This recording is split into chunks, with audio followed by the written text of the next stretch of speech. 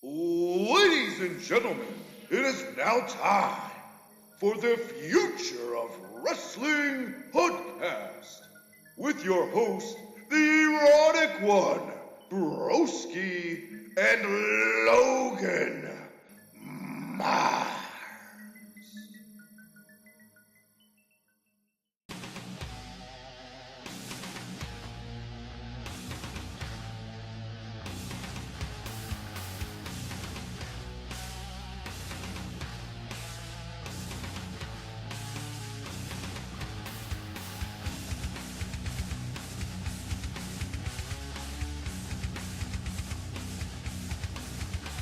Future Wrestling Podcast, episode number 4 is here, and I'm excited in some ways and sad in other ways. For a couple days now, I've been asked, what does the future hold for this show now that it's just me running the ship? Well, to answer everyone's question, I did indeed contact and signed a new co-host for Future Wrestling Podcast going forward, so further assist me in welcoming Broski from the Kayfabe Today podcast. Thank you, Broski, for joining the Future Wrestling Podcast and helping me guide this ship. Hey, no problem, man. I'm glad to be here. Thank you for asking me to be your new co-host. It's my absolute pleasure. We had you on the Kayfabe Today podcast last week. So for everybody who's listening to this, if you haven't checked that out yet, go ahead and give it some love. It was a great show. We also had Grapple Vision on as well, and Travis was on as my co-host over there. So, yeah, but that's the Kayfabe Today podcast. We're here to do the Futures of Wrestling podcast, and I'm very happy to be your brand new co-host, Logan. Thank you very much once again for asking me. It's an honor to be here. I'm happy to have you as my co-host. Little things that you bring to a podcast just mean a lot, and I think going forward, that's what we need for Future Wrestling Podcast. Hey, I'm here to yell over you and to put myself over like the best of them. That's what I'm here to do. No wrestling talk from me. I'm just here to yell. Dang. Yeah. And I thought I was going to beat you to it. Also, ladies and gentlemen, we do have a few announcements to make. Before we start the show, we have 2 new segments coming to Future Wrestling Podcast, and we are excited to add them. In the words of Broski, sign him up. That's right. I got that big. You guys should see the amount of zeros on my check that I got for doing this show.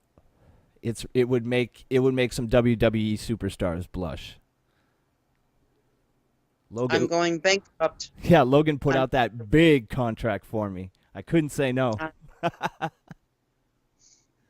I literally have to sell my body now to prostitution. You hear that, ladies? You hear that, ladies? Now's your lucky day. So, Broski, it is time. Let's get this episode on the road by starting off with this week's Hot Seat segment. Now, whom in your eyes, Broski, is a better heel? Kevin Steen or Samoa Joe? Now, are we talking Kevin Steen from the Indies or Kevin Owens from WWE? Well, either one, because I think he's kind of Kevin Steen in WWE and Kevin Owens in Ring of Honor. I'm going to have to disagree with you on that one. I think that going to the WWE kind of watered down Kevin Owens as a heel a little bit. And it's funny that you mentioned that because I actually had a conversation about this with Tonka Saw the other day where, where the thing about WWE is that the heels that got over back in the day aren't the same as the heels that get over today. And the heels that get over today are the cool heels. And I think that Kevin Owens is the definition of a cool heel in WWE. Now, Samoa Joe, on the other hand, in WWE, gets legit heat, I feel. Like, a lot of people like him. Yeah, a lot of people chant Joe at his theme song. But I think overall, like, those casual fans, they just don't like Samoa Joe. So I'm going to have to go, surprisingly enough, this might be a shock for people who follow me on Twitter and who follow my YouTube channel, but I'm going to have to go with Samoa Joe here. I think he's in WWE. I think he's a better heel than Kevin Owens. I think Kevin Owens has that cool factor a little bit over Samoa Joe, and it can sometimes hurt him in being an effective heel. But I think, I'm going to go with Samoa Joe. I've shocked myself. I can't believe I didn't pick Kevin Owens for once. I like them both. On the mic, I enjoy Kevin Owens. I love everything that he brings to a character and to the wrestling industry. But I will have to go with definitely Kevin Owens over Samoa Joe right now. I gotta disagree with you. I can't let you yell at me 24/7 on this podcast. I won't yell at you this time, Logan. You're a good man. But it is next. Is Big Show the best decision to help put Big Cass over? Yes or no? I'm going to go with a hard no. And for the simple fact that is Big Show relevant in 2017? For the past couple years, Big Show has been kind of used to put guys over. And I think when you consistently put guys over, you're kind of perceived as a loser, even though business-wise he is towards the end of his career. So, he's doing the right thing by putting guys over to get the new talent, get fan interest given to the new talent. But I think his time in the WWE is he's past the expiration date, and I don't think that he can effectively get people over anymore. But I mean, for the first stepping stone, I guess it's a good little feud for Big Cass. I mean, they're both big guys. I'm a big fan of watching the big lads wrestle. But I mean, like I said, I think his expiration date is long past due, and I don't see him putting Big Cass, beating Big Show doesn't really mean as much as it used to, in my opinion. I do have to agree with you on that. Big Show is definitely on his last legs. But at the same time, with the weight loss and all that, that's great to see personally, just to see somebody get healthy, even if it is towards the end of his career. It's not like Mark Henry, who was putting guys over within 3-4 minute matches. Okay, where's the old Mark Henry at? Yeah. This show, he's actually had a decent had a couple decent matches against Braun Strowman. But I don't think Big Show's the right decision to put Big Cass over. I think if you really want Big Cass over, you gotta utilize somebody that is his size. Yes, Big Show's his size, but I think if Big Cass would have been face, Braun Strowman would have been a great feud. Oh yeah. There's no denying that. I just think that the thing to get Big Cass over is putting him against somebody that the fans really care about, and honestly, do the fans I know the hardcores don't. Do you, from your perspective, do you think the casuals still care about the Big Show? I don't even think the little kids care about the Big Show right now. Yeah, I'm gonna have to agree with you. Before, Big Show used to have a lot of kids wearing his shirt or his toboggan or whatever you want to call it. Just nowadays it's 2017. We're focused more about the younger talent, and Big Cass is definitely the guy that is going to replace the Big Show. But I think Braun Strowman's a better big guy talent right now. Yeah. All around. So this should be definitely something interesting. I also have one last one. Cruiserweight Championship match at SummerSlam. Who should get the shot out of all the competition in the division and face Neville? Well, I'm going to have to go with the only other cruiserweight that I'm really into right now, and this is just recently. I'm going to have to go with Tozawa again. I love the guy. I like the storyline that's going with the Titus brand, for the simple fact that there's something there. There's a little bit of substance to Tozawa. There's not just I am a wrestler, I'm going to wrestle this wrestler. He's got a little storyline going on the side that really doesn't have too much to do with 205 Live if you consider the fact that Titus O'Neil is a main roster guy. He's not a 205 Live guy, right? From what I've heard, though, that kind of storyline went nowhere on 205 Live this week, which is unfortunate. But at SummerSlam, if we get Tozawa versus Neville, I'm perfectly happy with that, and I would like to see Tozawa be the one to take the title off Neville. I think that the guy has tremendous upside. I like him in the ring. And, hey, I even think maybe he should have Asuka, when she comes up to the main roster, and grab Shinsuke Nakamura, maybe give him a teacher gimmick, an English teacher gimmick, give him a couple English lessons, because his English has gotten a lot better, in my opinion. And his promos, out of those 3 Japanese stars, I like his promos the best, because his English is, the more fluid, I guess you could say, or fluent. He's the most fluent in English. But, yeah, definitely for me, Tozawa. What about you? Kira Tozawa is decent on the mic. The only bad thing is when they put him on commentary. That fell flat. They shouldn't do that. That wouldn't go that far. They put him on commentary with Corey Graves and them. I think it was on 205 Live, and to me it was just like, why would you even do that? That's as bad as putting Shinsuke Nakamura on Talking Smack. Well, you're not doing him any favors by putting him in a speaking role when his first language isn't English. And yes, his English is better compared to the other 2 Japanese stars, but it's not like at a commentary level. I think that's just hurting your talent more than anything else. I don't understand that decision, really. And that actually got Travis heated on Cruise Control on the Slam Pigs podcast. He actually started yelling. It was like a broski. It was kind of scary, but at the same time, I'm telling you, I got to go with Cedric Alexander. He isn't getting the crowd reaction that we would think, but at the same time, I think in the future, he's got an upside that can definitely put in the ring. And the only thing is, what's over for Cedric Alexander? Well, I think the thing that hurt Cedric Alexander was that whole love triangle storyline. I think that hurt him because nobody cared about that. Nobody at all. And I'm a fan of Cedric Alexander. I like the guy. I agree with you. He does have a tremendous upside. But that storyline really hurt him, in my opinion. Can he recover? I think he has the talent to recover. I really do. I believe that. But I guess we'll have to see, what happens with him. But, yeah, that's if it's not Tozawa and ends up being Alexander, I'm completely fine with that as well.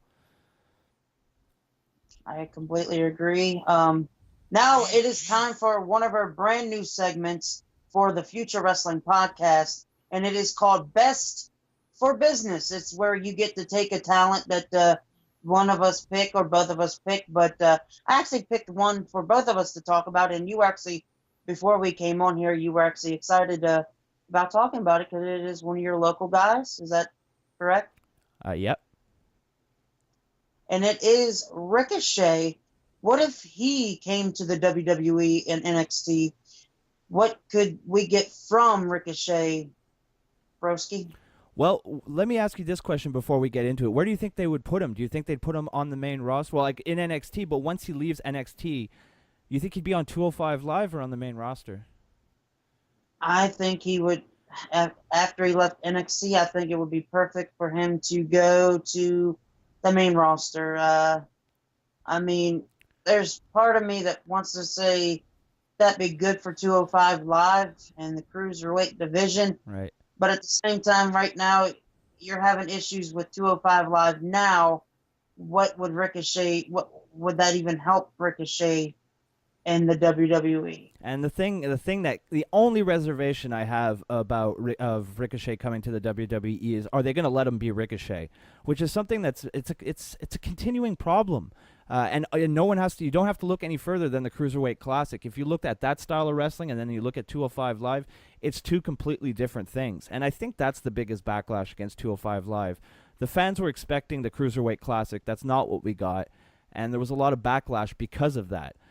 So my only reservation, I like Ricochet. Like I mentioned before the show, I'm not too big into the indie wrestling scene just because I do the podcast on WWE, and that's so much programming in 1 week that I want to do something else besides watch wrestling. So I try to pay attention, but I don't go out of my way really to watch something unless it's a really big match. But Ricochet is a guy that I will go out of my way to watch, and I like the guy, and I like his skill set. I'm not the biggest, quote unquote, Jim Cornette here, flippy dippy bullshit wrestling fan, but I do like the style, and if you just let the guys go, if you just let them be themselves, that's what's so frustrating about 205 Live. It's not that there isn't the talent. It's not that there's no talent there. It's that they're just not allowed to be themselves and wrestle the style that made them famous in the first place. So yes, I wouldn't mind Ricochet being in the WWE. I just don't know if putting him on 205 Live would make that much of a difference. So I'm going to be with you. I'll put him on the main roster, see what he can do there. What brand would you like him in? SmackDown. Raw? SmackDown. All the way.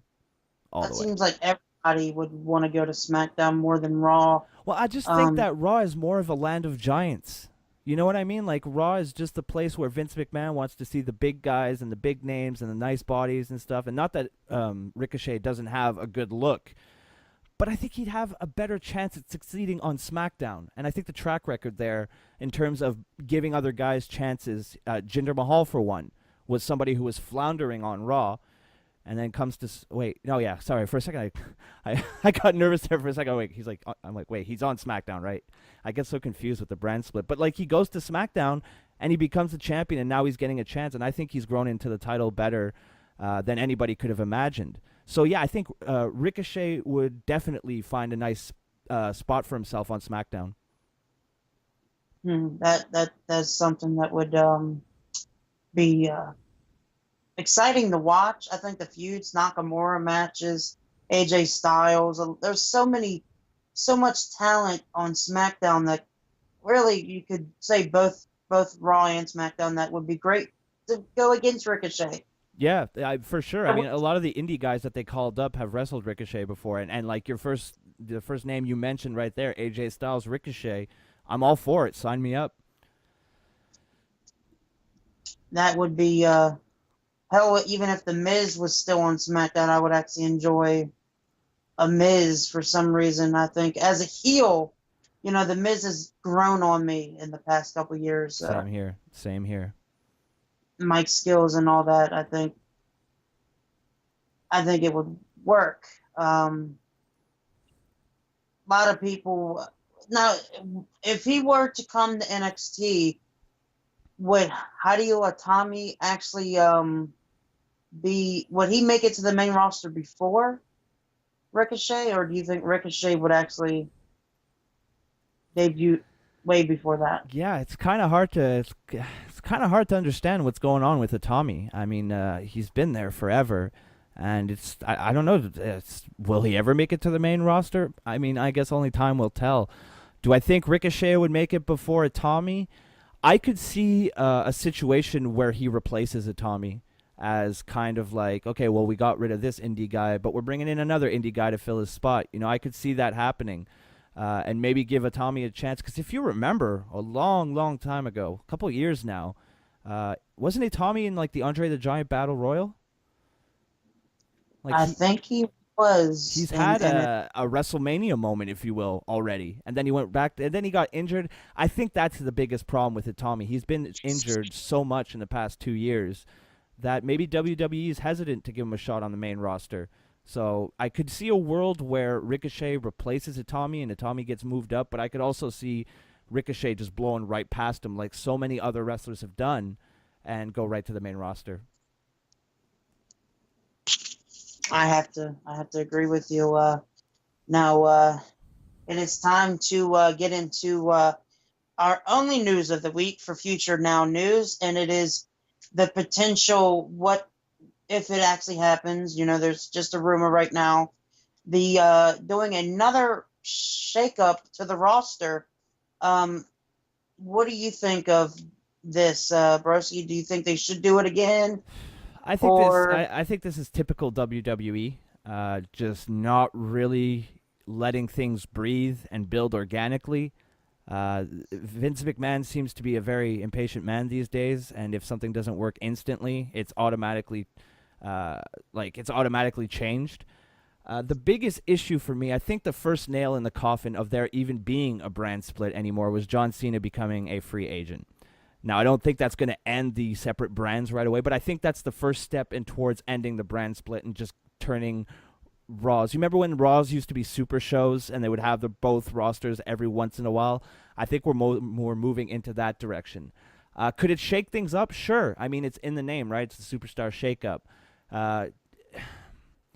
Can you think of anybody that you would, like, let's say, who would you take from Raw and put them on SmackDown and vice versa? Because I'm worried that they're going to put Styles on Raw and that he gets lost in the shuffle. I know that sounds crazy talking about AJ Styles, but I could see it happening. I just think they should give their rosters a chance to a little bit longer, just to give them, like, the Superstar Shakeup hasn't even been active for a year, and they already want to do another one? Are they just shaking up the roster for the sake of shaking it up? Like, what? I don't get the point, really. I'm not against it, but unless they have a really good reason for them doing it, I don't see the reason for just doing it for the sake of doing it. For your answer on that, who would you move? I would say Seth Rollins to SmackDown. I like that. And Randy Orton to Raw. Yeah, why not? I could see that. I think that out of everybody on SmackDown, Randy Orton is pretty stale, honestly. Let's be honest here. That feud with Jinder didn't really do him any favors. And maybe, sending him to Raw, give him some... Maybe we could get Randy Orton and John Cena again. That would be great, right? We've never seen that. But no. I'm still invested in seeing a Randy Orton and Baron Corbin a little bit more. Sure. I want to see it again. I just don't see who you can put Randy Orton against on SmackDown right now. No, There's really not. I think that's a problem with SmackDown. That's one of the small problems with SmackDown. Randy Orton is that big name. Yes, you have AJ Styles. Obviously, that goes without saying. Yes, you have Shinsuke Nakamura, but they're all busy right now. Orton doesn't really have anybody to fall back on and feud with. Whereas if you put him on Raw, there's a couple of people that could have at least maybe an interesting feud with. And as far as Seth Rollins goes, I'm not a big fan of this seemingly this tag team that they're going to be forming with Seth Rollins and himself playing off this whole, will they be the Shield reunite or not? I don't really care about that. So yeah, Seth Rollins moving to SmackDown. I actually think that's a really good call on your part, because I think that would really help reinvigorate Seth Rollins' character, who in my opinion, as a babyface, is pretty stale. I like the guy. Please don't get me wrong. I really like Rollins. But I want to see the Seth Rollins we saw in the WWE 2K18 commercial. That's the Rollins I want to see. The quiet, kind of like silent assassin type of Rollins. Not this happy-go-lucky friend. Because why does every babyface have to be a big dork now? I just don't understand that. Like, what happens when you turn into a good guy that's just like... Well, first of all, I'm dumb as a bucket of dirt, and I'm just a goofy fool. Like, I'm so over it. So, yeah, I'm actually really impressed with that. That's a great call. Rollins to SmackDown, I'd be a big fan of that. And he could have a couple feuds, maybe with Jinder Mahal, maybe going back to the Kevin Owens feud, maybe AJ Styles. AJ Styles, yeah. Damn. AJ Styles, Seth Rollins, sign me up. I'm there. I'm watching that one live. Seth Rollins versus Nakamura wouldn't be kind of decent too. Yeah, I wouldn't be. That wouldn't bother me whatsoever. I'm a huge fan of Seth Rollins to SmackDown. Like, I'd never thought of that before, but after you mentioned it, I'm like, yeah, the boy knows his stuff. Yeah, I'm 100% behind that. That's great booking, Logan. WWE, hire this man. Like that's ever gonna happen. Oh, they listen. They listen. Don't you worry. They listen. There's another guy I think would benefit a lot to moving to SmackDown. I think Big Cass is another guy I would put over on SmackDown. Get him away from Enzo Amore. Shy him away from that. Yeah. There's too much talent over on Raw right now, like Samoa Joe and all them, that Big Cass is not going to be in that main event picture right now. Yeah, that's a really good point. But that's where they want him to be, right? Like, I think it's pretty clear after his decimation of Enzo this week that that's over. And we mentioned at the top of the show, is the Big Show feud really going to help get Big Cass over? I have my reservations about that. But if you move him over to SmackDown, there's a bunch of fresh feuds just waiting for him to happen. And hey, if we don't move Randy Orton, maybe we could get a big cast Randy Orton feud. I mean, Randy Orton, as much as some fans don't like him, he is an established star, and if you want to get other people over, they got to beat these big names. So hell, why not, right? Could be interesting. I think it would be something to really talk about. Yeah, at least to consider. Consider this, when I think it was the Great Balls of Fire, like Raw talk that we had, he mentioned Brock Lesnar and him being the only guy in his mind that can beat Brock Lesnar for that title. Maybe Brock Lesnar is a better choice than the Big Show. Yeah, but like you mentioned, right, there's so much going on in that Raw main event scene. Are we ever going to get to that point? I don't know. But if we did get to that point, I wouldn't be angry at that. Not the only reservation I have there is Brock is kind of quote-unquote lazy in the ring with, just suplex city after suplex city. And Big Cass is not a terrible worker by any stretch of the imagination, but I don't think he's still a little bit green for me. I think I could see Big Cass being a really main event player. Let's give it in a year's time. Give him a year, get a couple feuds under his belt, and then move him up to the main event scene. But he does need to build on his in-ring a little bit. Working on his promos wouldn't hurt either. I couldn't see that hurting him. So, I mean, Big Cass obviously has a lot of upside. He has his shortcomings just like everybody else, but I think he can work on them. And I'd give it about a year's time maybe for Big Cass to really get into the main event scene. I think that would be the right call. Like I said, I don't think I would be against the Brock Lesnar feud. But right now, like you said, give him a couple feuds. Yeah. Just the only thing is, who is worthy to face him right now? Like, who would be a perfect choice? Maybe a Roman Reigns. Maybe a Seth Rollins. Maybe a Finn Balor. Yeah, why not Finn Balor? He's not. Well, I guess now he's kind of involved with Wyatt, but why not? Why not Finn Balor? You got to put him up against some top names. And Big Show to me it's just not that big name anymore. And if you want to get Big Cass over, you're going to have to get him, get them that big name to take him down and have a good feud. Like maybe even a slow build, where there's an issue at the beginning, then it kind of fades away, but then it comes back with a vengeance, and then they launch into a full-time feud. We used to see that a lot. We don't see that much anymore these days. So I think that would be a refreshing change of pace. I think that would be a good way about of booking Big Cass, because I think we can both agree that WWE has the dollar signs on Big Cass. I agree. Is there anybody else, if I mentioned Big Cass going to SmackDown, is there anybody on SmackDown you would like to see on Monday Night Raw? On Monday Night Raw? Jeez, from SmackDown. God. Off the top of my head, I can't really think of anything. God. I guess, who would be a good trade for Big Cass on SmackDown? That's not, you know what?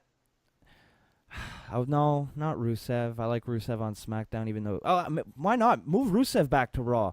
He's not doing anything on SmackDown, and he doesn't look like he'll be doing anything in the foreseeable future. But in terms of big names, I can't really think of anybody from SmackDown going over to Raw. And really, the problem is I just don't see anybody moving from SmackDown to going to Raw and really flourishing, because Raw seems to really have their key players in the places that they want to be, and there just doesn't seem room. There just doesn't seem to be any room for anybody else to kind of break out. So that's a really tough question. I'd have to give it a serious thinking. But off the top of my head, I'm just going to go with Rusev just because he's not doing anything on SmackDown. You're going to be shocked when I say this. All right. Baron Corbin. To Raw? Yep. Really? Why is that? Right now, I just don't think there's any more feuds for Baron Corbin on a SmackDown. I think, it's loaded talent on Raw, but at the same time, he's got that briefcase. Why not Roman Reigns beat Brock Lesnar at SummerSlam and he cashes it in on a Raw guy and gets traded. Oh, oh, right. I see where your head's at. So it's like a surprise cash in. You're not expecting it. So the way he would be moved over to SmackDown is by cashing in on a Roman Reigns, as example, at SummerSlam. That's interesting. I hadn't thought of that. Moving over to Raw, Broski. I got your back. Yeah, sorry. I'm all over the place today. I know. You did 9 hours of podcasting. Well, 9 hours of streaming and then 2 hours of podcasting yesterday. So I was. It was funny because I put out on Twitter. I'm like, I'm taking a day off from talking, and then you responded. You're like, oh, not with the money I paid. I was like, oh, right. I have to talk today after all. All them zeros, man, I'm telling you. Oh, dude, every time I look at my bank account, my head is spinning from all the zeros, Logan. Oh, I'm sorry, I yelled there. Brock Lesnar contacted me for a contract. I have a really good lawyer, so yeah, I know he did some good negotiating on my behalf, so thank you, dear lawyer man. Yeah, well, Brock Lesnar said the only thing he wants added to his contract is Paul Heyman is one of them, and supposedly I have to have a nice one-on-one singles match against Sable. So I'm sure you wouldn't mind that. Would you would you let her Sable bomb you? Would you let her Sable bomb? Yeah, I probably would. I know 16-year-old Eric definitely would. He'd be all about that. Oh man, that's another thing. I don't know if you wanted to talk about the since we're literally on our last segment of this week. We're not going to get into NXT this week because it's our very first episode with Broski. Now, did you see the whole Emma on Twitter? And then she got jobbed out, and everybody's been talking about you have, like Travis said on his Twitter. It was funny. He said, "You have a job. Shut up." Yeah, I did see that. But we actually addressed this on the Kayfabe Today podcast. Travis addressed that tweet, and it kind of looks like it's being worked into a storyline. So I don't know. I hate it when wrestlers go because right before Emma did that, we had the whole Talking Smack debacle, and you kind of had Renee Young kind of bitching on Twitter about it, which I defend that because they could have at least told her and not have her find out when a fan tweets at her. That was a big dick move by the WWE. But I kind of get annoyed when wrestlers go on Twitter and complain because there's so many guys on the indies that would love to even just have a spot on the roster. And when you go out on Twitter and you start complaining like that, you just come off as you don't appreciate what you have. Now, am I saying it's look, I can understand both sides, right? I can understand the people that get upset with that, but I can also understand the frustration of being in a company wanting to perform and then never being used on TV, always being used on the live events and not being used on the TV. I totally get that. But when has complaining about your job in public when you're a public figure ever worked out for a person, especially with someone as vindictive as Vince McMahon as your boss? It just doesn't work out, so I don't understand why these people keep doing it. Now, if it's storyline, I completely understand. But if it was just that one, if we see, it'll be very telling to see if we see Emma on the show next week. If we don't, then I'm going to lead towards it wasn't part of a storyline and that was just her punishment. But if we do see her on the show next week, then okay, then it's a storyline. I can accept that a little bit more. Yeah, and I can accept it a little bit more too. Emma isn't bad in the ring, and the only reason I brought her up is because we actually talked about Sable and how her character. She wanted WWE tried to get her to do a Sable character, and she flat out failed at even accomplishing. Yeah, the Emelina character, you mean, right? No character, and I guess that's part of the reason to me is they don't want to even use her because they're scared. Is she going to fail with this too? Yeah, I can see that. I mean, if you fail at a gimmick in the WWE, Yeah, that's a definite check mark against you. And they seem to have given her gimmick to Lana. I think Lana is what they wanted Emma to be. And So you kind of get lost in the shuffle when you fail. I mean, they gave her a chance. But at the same time, like I can understand if that's just not her. But I mean, it's wrestling. The booker's gonna ask you to do something, and you have to do it to the best of your ability. And if the best of your ability isn't good enough, you're gonna get passed up. At the end of the day, look, you got to take some personal responsibility. I think everybody can be in agreement here that the Emelina character didn't work, and it wasn't because of bad booking for once. She just wasn't good at it, and not everybody is going to knock everything out of the park all the time, and I get that. But in a very competitive industry, especially in the WWE, if you fail, you can't complain. It's you got to realize that part of that is on you. Maybe a reason why Emma isn't on TV is because they gave her a chance to, they gave her the ball to see if she could run with it, and it came out so awkward. And the whole way that they had her come out and be like, you're going to see the transition from Emma to Emelina, from Emelina back to Emma, that was so confusing and so poorly done. It's just like, it's not looking good for Emma. Yeah, and we usually complain, Broski, about WWE creative team dropping the ball on a talent, and this time around it was the other way around, and usually we don't see that. No, usually it's literally the booking, the creative thoughts, the creative everything, and this time it was actually the talent that failed at what they gave the talent. Yeah, and if you're an honest wrestling fan, you're allowed to see when it's the booking that is bad, you have to acknowledge it. But when it's the superstar that failed and just didn't pull off what the company wanted, you got to recognize that too. And it's not WWE isn't necessarily in the business of ruining people. I'm sure they want everybody to be as over as Stone Cold Steve Austin or as The Rock was in the Attitude Era. It's counterproductive to think that the company wants people that they hire to fail. And I think a lot of people think that. I think a lot of people a lot of people have this perception of WWE like they're this big, evil, mean company and they want to hold down their favorite wrestlers. I mean, if you think that, I'm sorry, but you're a little bit delusional. It's crazy to think that a company would hire someone just so they failed. So I don't think WWE is really in the fault here when it comes to Emma. I think she's got to look in the mirror and realize I had a chance and I blew it. And at the end of the day, accept the personal responsibility, use it as a tool for you to learn and move forward. Don't bitch on Twitter about it. Yeah, you go out there, you get better, you take the next character that you're given and you run with it. You don't just give up and complain about you not getting booked. No, I mean look, I'm not on the same level of being an entertainer as someone in the WWE, and I'm not pretending like I am. But I do have some content that I put out there.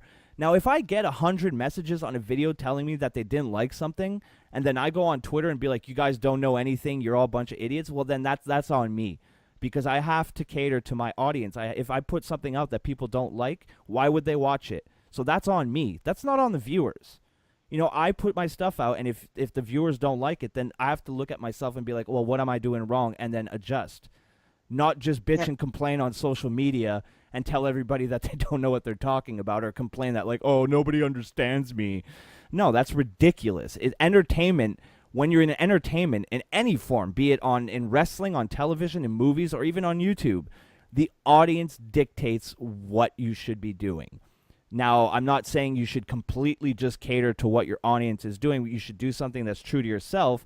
But at the same time, if you see that there's something that people really don't like, why would you keep doing it? That's just the best way to shoot yourself in the foot and then to get people not to care about you.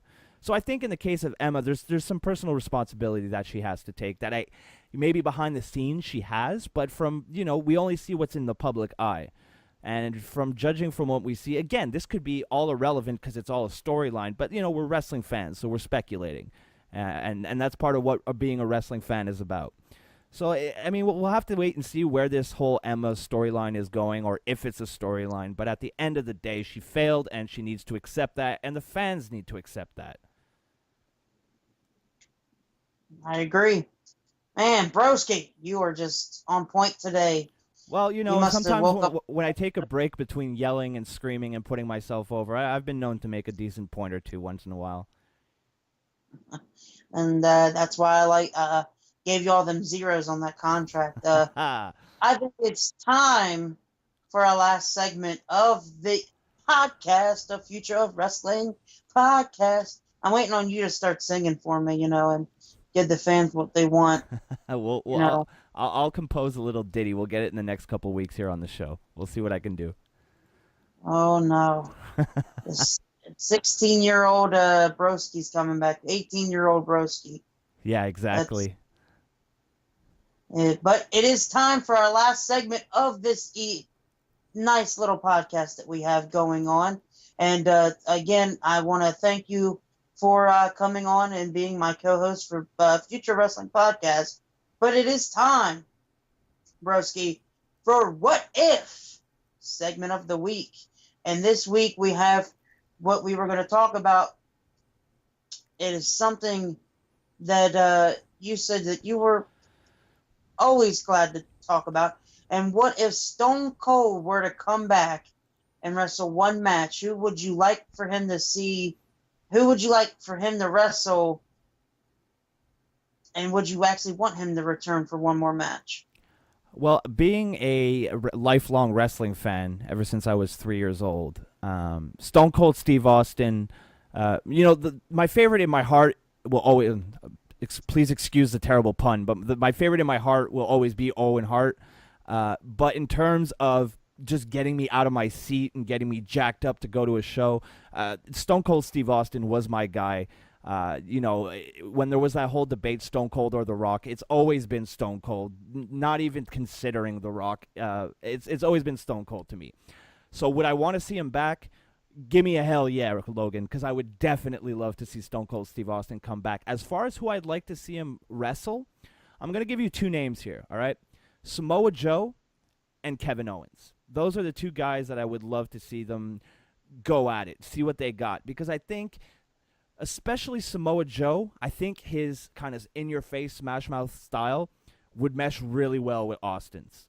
And in terms of promos, I think Kevin Owens and Steve Austin going back and forth on the mic and building up to their match would also be incredibly fantastic. But yeah, that's it, man. Those two dudes right there, Samoa Joe and Kevin Owens against Stone Cold Steve Austin. I'm there. I'm in the crowd. Front row. I'll pay $1,000 a ticket if I have to. Well, you have the money to do that now. I do, exactly. So book it. You're going to have to buy my ticket, unfortunately. Yeah, come on, WWE. Take Logan's money. But I'll bring you front row seat with me there so we can do a live Futures of Wrestling podcast from the arena. That'd be freaking amazing. I will have to agree with you on one guy, actually both guys, but I do have another two names in my mind. Cool. I want to talk about Samoa Joe and Kevin Owens for a second. I think Samoa Joe, like you said, is a smash talk, hard hitter, and a guy like Joe would be great. I think when I went to say smash talk, that's more of like Kevin Owens.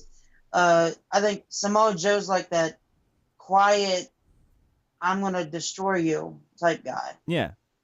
So, he's like a brawler, right? And Stone Cold was a brawler as well. Stone Cold. I mean, Stone Cold was more talkative, but when he said something and he said he was going to kick your ass, he backed it up. Exactly. And that's me. Samoa Joe's kind of like that as well. He went out and actually kicked Brock Lesnar's ass a couple weeks. Was that Great Balls of Fire, right? Yeah. Yeah. Great Balls of Fire. I still can't believe they named that pay-per-view that name, but right? I know. It's never going to sound normal to me. Kevin Owens is that smash talk would be great on promos. I would just pay to see a promo between these two. Yeah, I'm with you on that one. The cool part about Kevin Owens, though, is he's not just smash talk on the microphone. He will start a Twitter war against Stone Cold. Yeah. and he's savage, and that's one thing. I love the way he deals with fans who talk shit to him. Yeah, like they mentioned, like I saw one of the fans goes, "Why is your wife even into you? She's too hot for her to. She's way too hot to be with you." And he goes, "Well, she's with me, isn't she?" Yeah, that's all that really matters at the end of the day.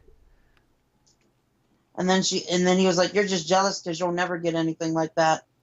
And I'm just like, wow, that's just savage. The savage from Kevin Owens. What a good man. He's like the perfect heel to take on Stone Cold, a perfect face Stone Cold. Well, not only that, I think it would help Kevin Owens get, like, because he gets cheered still. There's a large section of the fandom that really likes Kevin Owens, and that's not a good thing if you're a heel, right? You put him against Stone Cold, who, let's be honest, is like the biggest babyface of all time. Even though he really shouldn't be, he's the biggest babyface of all time, and I think that would be a great way to get some heat on Kevin Owens. Have him cheat shot their hero. You know, let's say Stone Cold returns, he's cutting a promo, he announces, "I'm back, I want to make an impact, I still have it, I miss the WWE, I still have it, I want one more run." And midway through his promo, Kevin Owens just attacks him from behind. Just that one smart move, and you got Kevin Owens as your top heel for however long he wants to be, because you don't touch Stone Cold when he's coming back. The fans will be so happy to see him. The announcement, especially if they kept it secret, the announcement of him coming back and being a part of the full-time roster again, people would lose their mind. And if you get Kevin Owens coming out there and just attacking him the first night he's back, there you go. You're done. You don't have to do anything else with Kevin Owens. People are going to boo the shit out of him instantly. As soon as that first note of his entrance theme plays, he'll get booed out of whatever building he's in. Wouldn't be surprised if he got booed in Montreal, because he already sometimes does. So we'll have to see where oh God, Logan, you got me wanting this now. I wouldn't be against it at all. Kevin Owens to me would be a perfect choice. The two people that I actually had on my mind was a Brock Lesnar.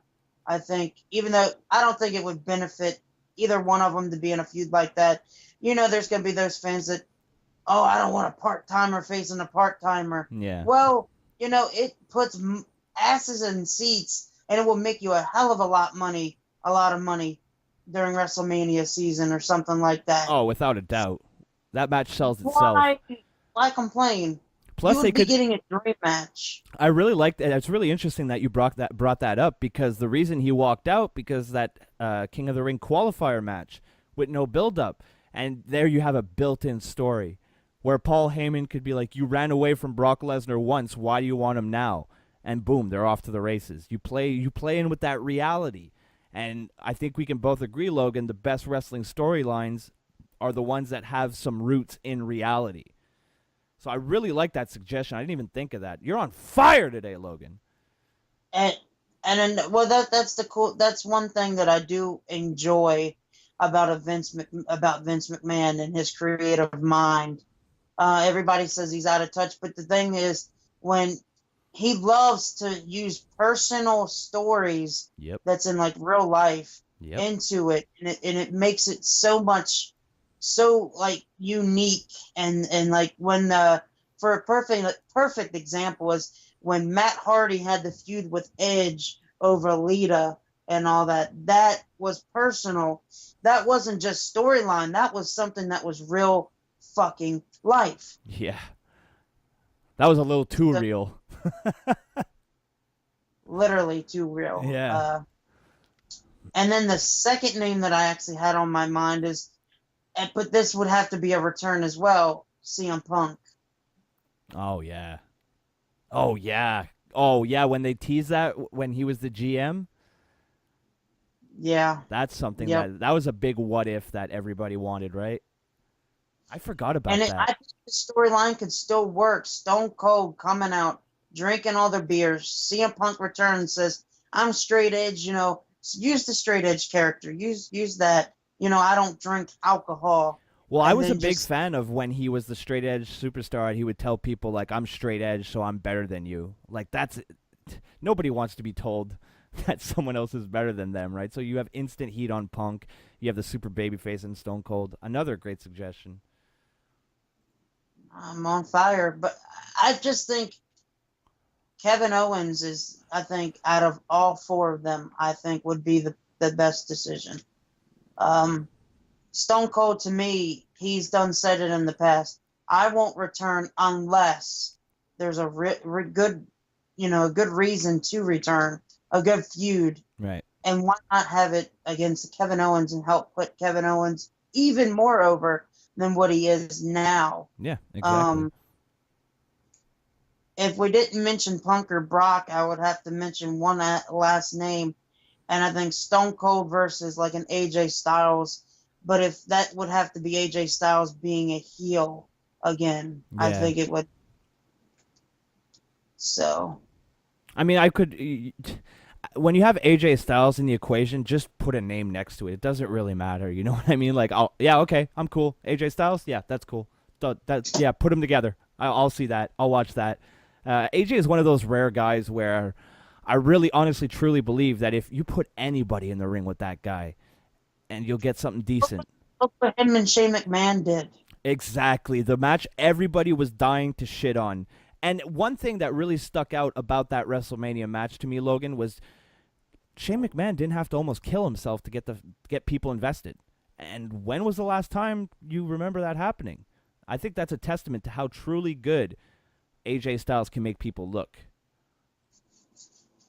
And that when you have a guy, I want to tell you something. I think this is a perfect example of AJ Styles. Back in a couple years ago, there was one guy that everybody said that if you put him against anybody, he put on a great match, a phenomenal match. That was Christian. Right. Christian is this era's AJ Styles, and AJ Styles is the Christian of that era. Yeah, I think. I get what you mean. Yeah.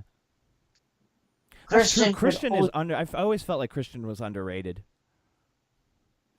Most definitely underrated. Yeah. That is somebody that, and I think that's what I enjoy. Those kind of workers that it don't matter who you put against him, he's gonna make you look good. He's gonna make the match just 10 times better.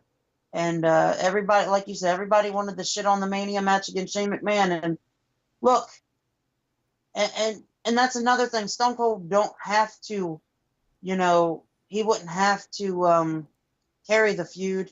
He wouldn't have to carry the match because AJ Styles could do that. Yeah. So I think what if Stone Cold returns to the WWE for one more run, one more match, and that those 4 or 5 examples was perfect for us, Broski. But we're finally at the end of our podcast for this show for this week.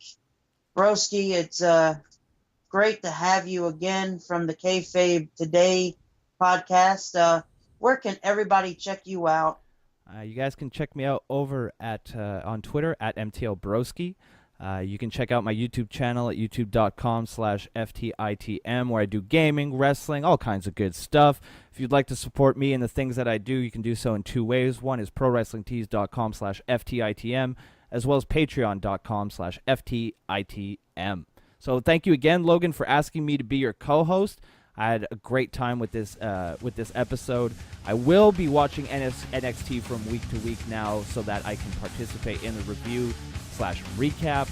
And yeah, I'm just looking forward to seeing where we can take the Futures of Wrestling podcast. So once again, thank you very much for having me. It was an absolute honor, and I really did enjoy this episode. I think you had some excellent points, Logan.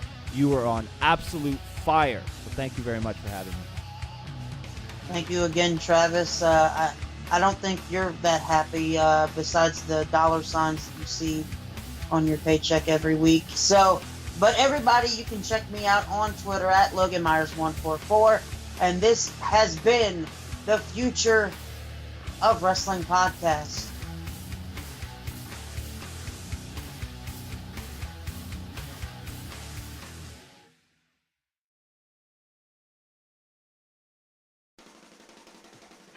Hey, you dirty fucking pigs. Mike here from the Slam Pigs Podcast, reminding you once again to check us out on Twitter, whether it be the Slam Pigs Podcast, whether it be me at Mike the Slam Pig, or whether it be our sister show, The Reset Button. Check us out. Also, you can find us on Facebook at the Slam Pigs Podcast or The Reset Button. And as always, make sure you check us out as a whole on Hibiki TMD. Until we see you next time, oink oink.